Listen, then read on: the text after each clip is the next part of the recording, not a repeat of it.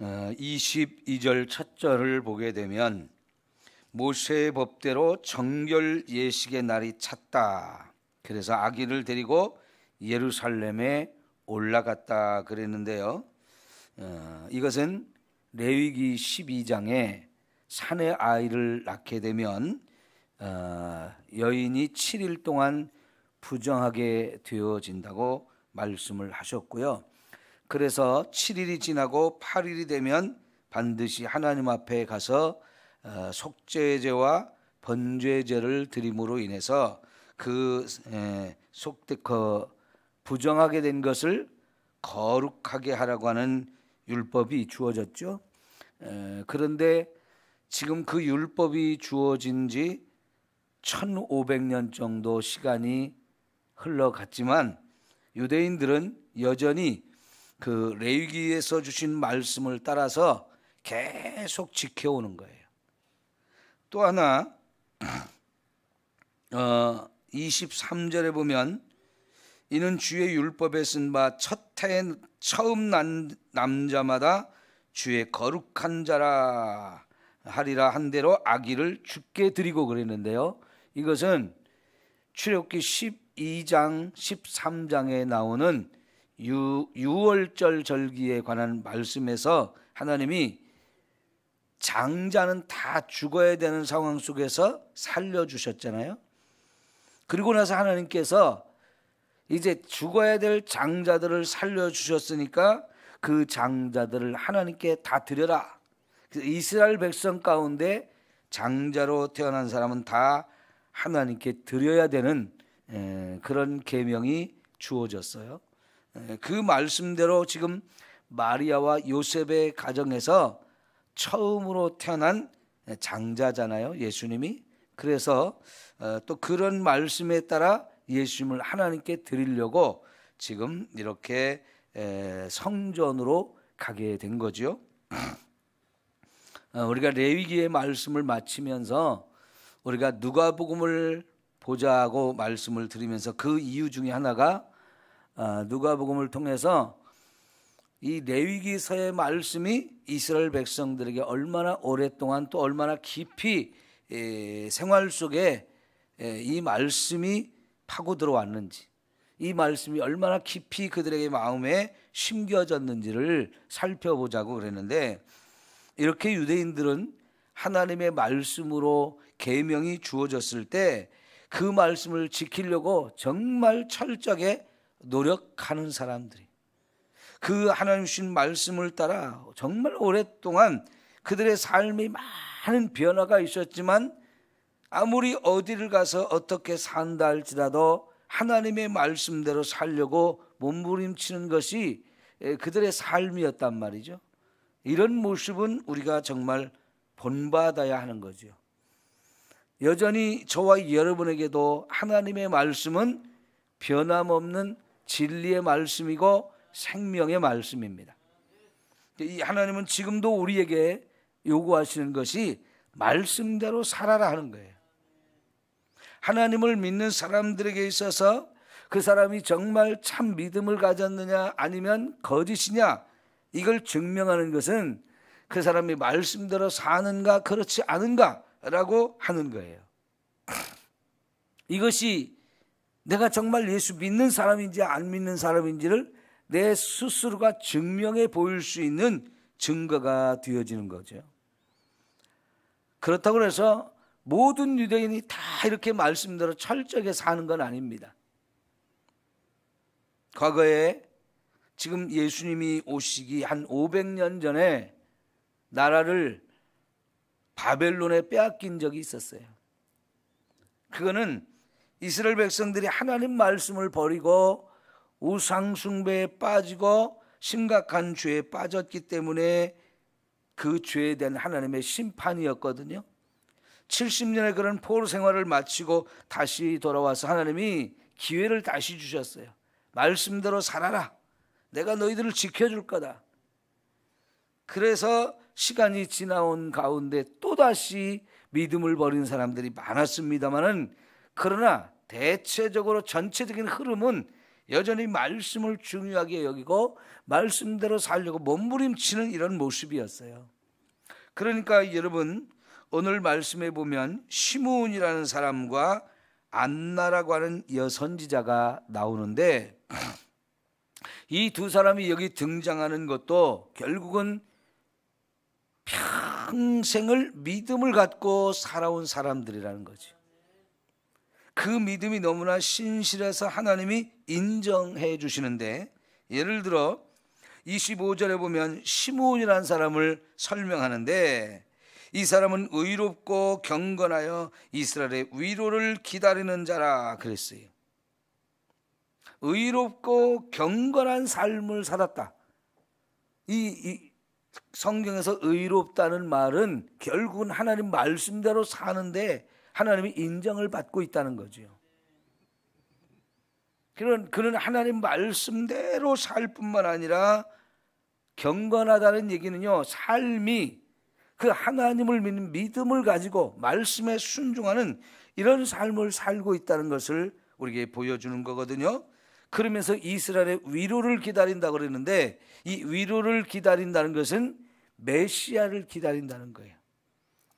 이스라엘 백성이 특별히 하나님의 백성으로 선택을 받아 이 가나안 땅에 와서 살 수 있는 놀라운 축복을 주셨지만, 그 가나안 땅에서 사는 것은 결코 쉬운 일이 아니었어요. 왜냐하면 주변에 수많은 원수가 있었고요, 그들이 늘 공격을 해왔기 때문에 그런 속에서 산다는 것, 오직 소망은 하나님께 두는 거죠. 근데 그 하나님께서 메시아를 보내준다, 이게 이제 하나님의 오래전 약속인데요, 그 약속을 늘 믿고 마음에 새기고 메시아를 기다리며 사는 것을 의미하는데요. 그러니까 이 시므온이라는 사람이 얼마나 하나님 말씀 붙들고 그 말씀대로 살려고 했는지를 우리가 볼 수 있는 거예요. 그러다 보니까 하나님께서 그에게 성령이 그 위에 있었다, 성령의 충만함을 받아서 살았다는 것이고요, 하나님으로부터 약속을 받았어요. 하나님이 찾아오셔서 주의 그리스도를 보기 전에는 죽지 아니하리라, 이런 놀라운 약속의 말씀을 하나님부터 받았다는 거죠. 그러니까 그리스도 메시아를 반드시 보여주겠다, 네가 죽기 전에 반드시 내 눈으로 그리스도를 보게 될 것이다 라는 약속을 주셨는데, 지금 예수님께서 어린아이 나인 지 8일 만에 예루살렘에 이제 하나님의 법을 따라 율법을 지키기 위해서 올라올 때 성령께서 바로 지금이다, 그 아이가 태어났고 네가 성전에 가면 볼 수 있다, 하나님의 성령이 가르쳐 주셔가지고 마침 그 예수님을 보게 된 거지요. 얼마나 놀라운 은혜입니까? 우리가 이렇게 시므온도 그렇고 안나도 그렇고 평생 믿음으로 산다는 거 쉬운 일이 아니죠. 나이를 먹어가면서 그게 쉽지 않다는 것 점점 더 느끼게 돼요. 저도요, 목사로서 좀 더 나이가 지금보다 젊었을 때는 힘들고 어려운 일이 있기도 했지만은 그런 과정을 하나님의 은혜로 견뎌왔는데, 지금 이제 60이 넘으니까요, 무슨 생각이 드냐면, 어떻게 보면 옛날보다 아는 것이 더 많아지고 경험이 더 많아지고, 그래서 이 목회자로서 살아가는 것이 쉬울 거라는 생각을 해봤는데, 오히려 지금 생각해 보면요, 점점 더 어렵다는 느낌을 가져요. 왜냐하면 이 사역이 어떻게 해야 되는지를 더 많이 알아가니까 더 조심스럽고요, 더 잘하고 싶고요, 특별히 이제 나이를 먹어갈수록 몸이 이제 젊었을 때와는 달라지잖아요. 그러니까 좀 쉽게 하고 싶고 편하게 하고 싶은 이런 마음들이 자꾸 드는데, 이런 마음과 싸우면서 주님이 우리를 부르시는 날까지 믿음으로 살다가 믿음으로 하나님 앞에 가는 이런 삶이 되어야 되는데, 그게 쉽지 않게 보이는 거예요. 아까 우리가 찬송을 불렀죠. 내 평생 소원 주의 일을 하다가 주 앞에 가는 거라고요. 그래요. 여러분, 이것이 저와 여러분의 마지막까지 기도의 제목이 되기를 바랍니다. 그러면 하나님이 반드시 그 기도의 제목을 들어 응답해 주시고 우리가 영육간에 강건하고 충만한 삶을 살게 하실 줄 믿습니다. 그러니까요, 이제 평생 믿음으로 살았다고 했을 때 나 이만하면 됐어 하지 마시고 주님이 나를 불러주실 때까지 나 믿음으로 온전히 서서 흩어지지 아니하고 믿음 약해지지 않고 육신 약해지지 않고 온전히 믿음으로 살다가 주 앞에 갈 수 있게 해달라고 기도하시고 또 그렇게 살아가는 저와 여러분 되어지기를 축원합니다. 우리 소원하는 거 하나님 반드시 응답해 주실 줄 믿습니다. 자, 그런데 더 놀라운 것은 이 예수님을 눈으로 볼 뿐만 아니라 보는 순간에 하나님께서 감동을 주심으로 인해서 하나님을 찬송하게 되어지는데 그 속에 하나님이 놀라운 예언을 하게 하셔요. 자, 그 내용이 이제 29절부터인데요. 한번 봅시다. 주제여 이제는 말씀하신 대로 종을 평안히 놓아주시는도다 그랬어요. 이 주제여라고 하는 말은 하나님을 높여 부르는 말이에요. 온 세상의 주인 되신다는 것. 온 세상의 주인 되시는 하나님, 이제는 종을 놓아주시는군요. 평안히. 이제 죽을 때가 됐다는 것. 내 소원하는 모든 걸 다 이루어주시고 하나님이 약속한 걸 다 이루어주셨기 때문에 이제는 죽어도 괜찮다는 겁니다. 내 죽을 날이 이제 됐다는 것을 감사함으로 고백하고 받아들이는 그런 내용이고요. 특별히 이는 만민 앞에 예비하신 것이요. 그런데 바로 예수님을 두고 하는 말이에요. 만민 앞에 예비하신 분이다. 하나님이 전부터 우리에게 보내주신다라고 약속했던 그분을 우리에게 보여주셨는데 특별히 여기 만민이라는 단어를 쓰고 32절에 보면 이방을 비추는 빛이요 그랬어요. 놀랍게도 하나님께서는 이 시몬의 예언을 통해서 우리에게 오신 예수님이 유대인만을 위한 예수님이 아니고 유대인의 경계를 넘어서 이 땅에는 모든 나라 모든 백성 이방인들까지도 예수님을 통해서 구원받게 될 것을 가르쳐주고 있어요. 이때까지 유대인들은 메시아는 유대인만을 구원하기 위한 오는 메시아라고 생각을 했거든요. 그런데 이게 유대인들이 착각했던 부분이에요. 하나님께서는 지금 이 시몬을 통해서 이렇게 오신 예수님이 단순히 유대인만을 구원하러 오는 게 아니고 이 땅의 모든 백성이 다 죄인이기 때문에 그 죄 가운데 죽음의 길, 멸망의 길로 가고 있는 저와 여러분들을 다 구원하기 위해서 오신 온 세상의 구주가 된다는 것을 가르쳐주고 있는 거죠. 그것이 이스라엘의 영광이 되어진다는 거. 이스라엘 가운데서 하나님의 구원자가 오고 그 이스라엘을 먼저 택해서 이 세상에 예수님이 오는 통로로 삼으시고 이 예수님이 온 세상의 구원자가 되게 하신다는 사실을 이렇게 가르쳐 준 거죠. 그러니까 죽기 전에 예수님도 보게 되고 그 예수님이 어떤 분인지를 예언을 통해서 사람들에게 선포하여 알게 하는 것, 얼마나 또 놀라운 사명을 끝까지 감당하게 하시는 거지요. 우리가요 죽는 날까지 하나님 주신 사명이 있어요. 연세 많이 드신 분들 중에 이걸 모르고 하시는 말씀, 하나님 나 좀 빨리 데려가시지 왜 안 데려가시냐고 그런 말씀하시는 분들이 있어요. 천국 가고 싶은 마음이 간절해지는 것은 충분히 이해하는데 우리가 언제 죽느냐 이거는 하나님이 결정하실 일이고요. 그때까지 우리는 할 일이 있다는 겁니다. 할 일이 있으면 하나님은 이 땅에 우리가 살게 하시는 거예요.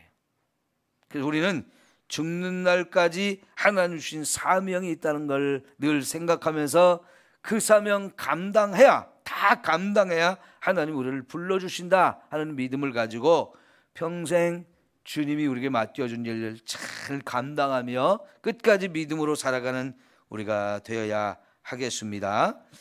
자, 그런데 하나 더 이제 마리아와 요셉에게 특별히 예언하는 말씀이 있었어요.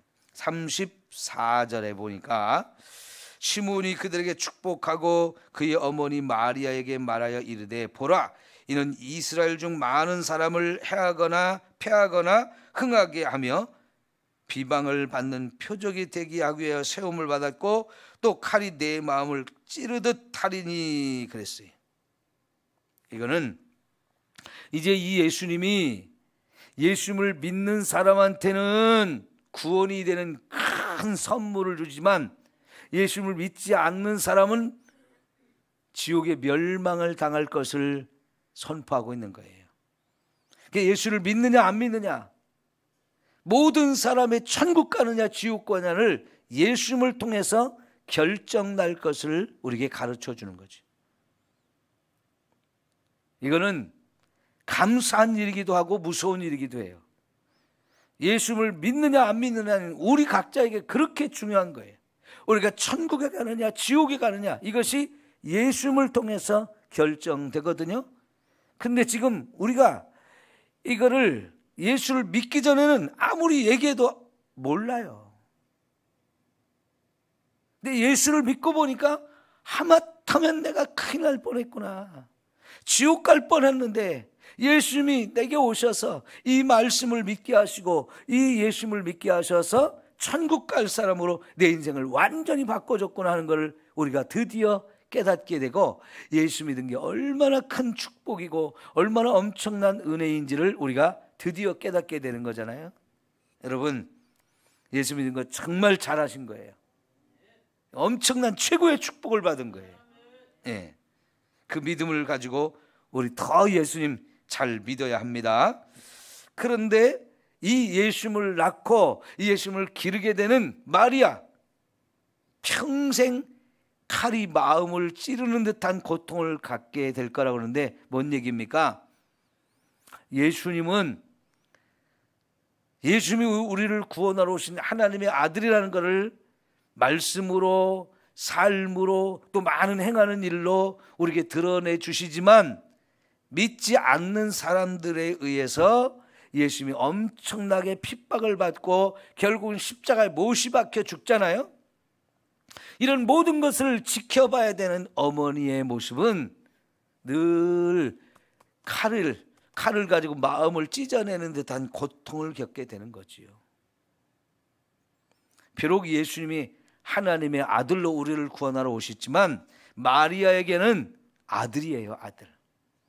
마리아의 몸에서 10달 동안 임신하고 있다가 해산해가지고 마리아의 아들로 양육을 한 어머니잖아요. 육신의 어머니잖아요. 그러다 보니까 이 마리아가 그런 고통을 경험할 수밖에 없는 거죠. 그런데 저는 이것이 육신의 어머니인 마리아의 그리고 요셉의 경험해야 될 이런 고난이지만은 더 나아가서 이것은 하나님 아버지는 그보다 더 큰 고난을 겪게 되는 거죠. 보세요. 예수님을, 하나님의 아들인 예수님을 세상에 보내놓고 그 예수님께서 죽음의 길을 가야만 우리를 구원하시는데 그 예수님을 아무리 믿으라고 이 사람이 내 아들이고 이 사람이 너를 구원하기 위해서 내가 보낸 나의 아들이다, 아무리 하나님이 증명을 하려고 해도 사람들이 안 믿고 오히려 그 예수님을 무시하고 짓밟고 비난하고 조롱하고 채찍을 때리고 십자가에 못 박아 죽이는 그런 모습들, 결국은 그들을 구원해 주고 싶어도 그들을 구원해 주려고 하나님의 아들이 직접 이 세상에 오셔서 이런 엄청난 일을 겪어도 안 믿고 결국은 지옥에 멸망당하는 사람들을 볼 때 하나님의 마음이 어떻겠어요? 찢어지게 아픈 거지요. 여러분, 이게 하나님의 마음이란 말이죠. 이런 하나님의 마음을 안다면 나를 구원하신 예수님을 온전히 믿음으로 우리가 믿을 뿐만 아니라 아직도 믿지 않고 제 고집대로 멸망의 길인 줄도 모르고 가고 있는 그 어리석은 인생들을 볼 때 우리의 마음도 그 하나님 아버지의 마음을 품고 어떻게든지 저에게 복음을 전하고 어떻게든지 저를 구원해야 되겠다, 이런 열정이 우리 안에 불타올라야 돼요.